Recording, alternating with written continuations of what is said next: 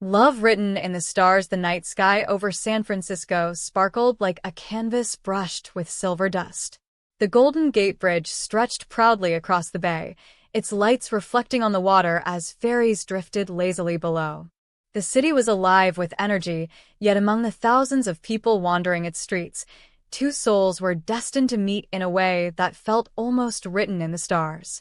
For Olivia Bennett, San Francisco had always been a dream and a challenge. At 22, she had just finished her degree in astronomy at San Francisco State University. While her classmates rushed toward research positions or graduate schools, Olivia spent her evenings working at the Morrison Planetarium inside the California Academy of Sciences. It wasn't the most glamorous job, but for her, standing under the dome filled with glowing constellations felt like stepping inside her dreams. But dreams don't pay rent. Between juggling late-night shifts and worrying about her next step in life, Olivia often questioned whether her love for the stars could actually guide her future. She had no idea her answer was about to walk into her orbit.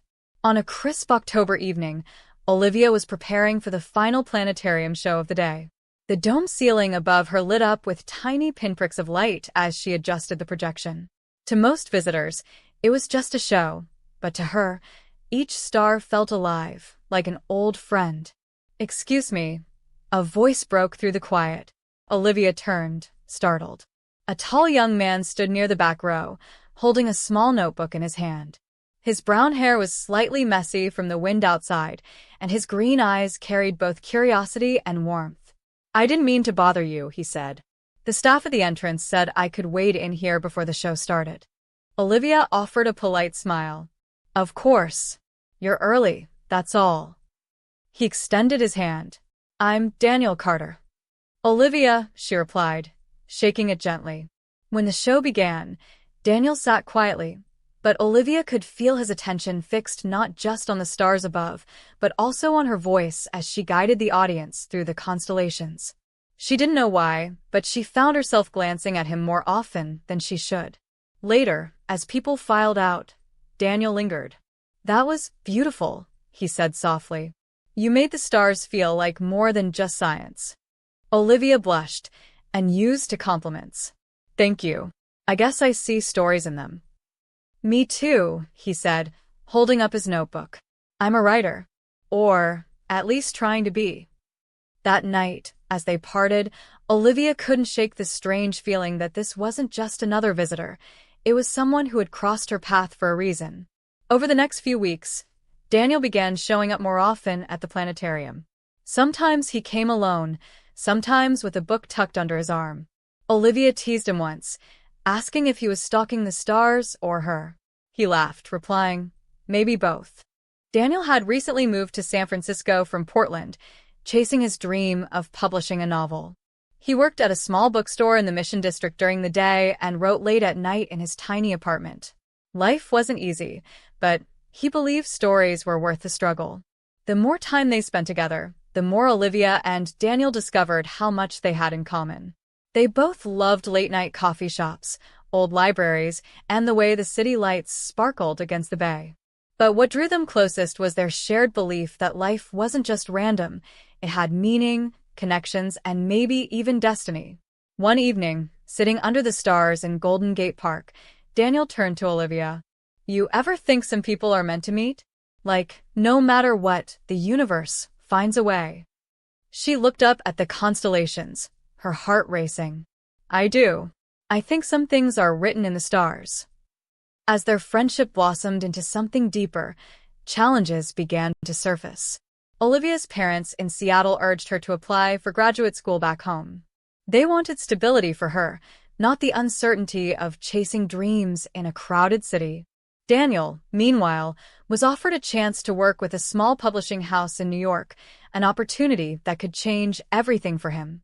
One rainy night at a cafe near Union Square, Olivia stirred her coffee, her thoughts heavy. "If you go to New York, what happens to us?" she whispered. Daniel leaned back, his face conflicted. "And if you go back to Seattle?"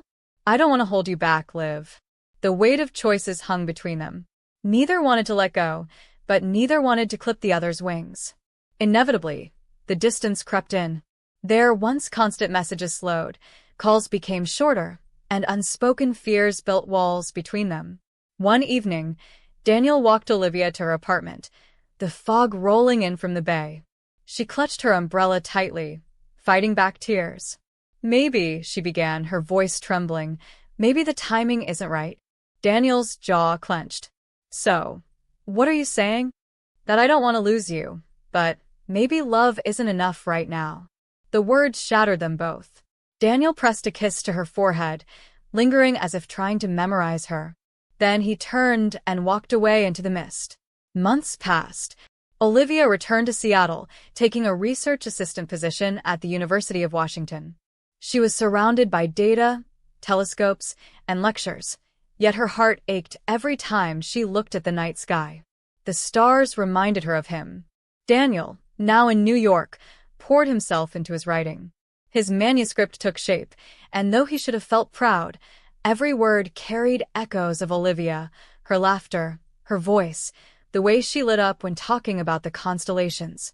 Both chased their dreams, but both felt incomplete, as if part of their universe had gone missing. A year later, fate intervened. Daniel's debut novel was published, and it quickly gained attention. At the heart of the book was a character, a girl who saw stories in the stars. During an interview, when asked what inspired the book, Daniel replied simply, "Someone who taught me that the universe connects us in ways we can't explain." The interview reached Olivia by chance. She sat frozen in her Seattle apartment, tears spilling down her cheeks. That night, she stared at the stars, her decision already forming in her heart. Weeks later, at a book signing event in San Francisco, Daniel greeted readers with polite smiles. He hadn't expected her, hadn't even dared to hope. But then, through the crowd, he saw her. Olivia stood quietly, holding a copy of his book against her chest. For a moment, the noise of the room faded. "Olivia," he breathed, his voice breaking. She smiled through tears. "You wrote about me." He stepped closer, his hands trembling. "I never stopped." In that instant, the world around them disappeared. They weren't in a bookstore anymore. They were back under the stars where it had all begun. Olivia decided to return to San Francisco for good. She found work at a science museum, sharing her love for the stars with young students. Daniel continued writing, his second book already in progress. Together, they built a life filled with small joys, late-night walks across the Golden Gate Bridge, quiet mornings with coffee, evenings spent lying on rooftops tracing constellations. One night, as they watched the sky from their apartment balcony, Olivia leaned against Daniel. "Do you think this was fate?" she asked softly. He kissed her forehead, his voice steady. "I think it was written in the stars."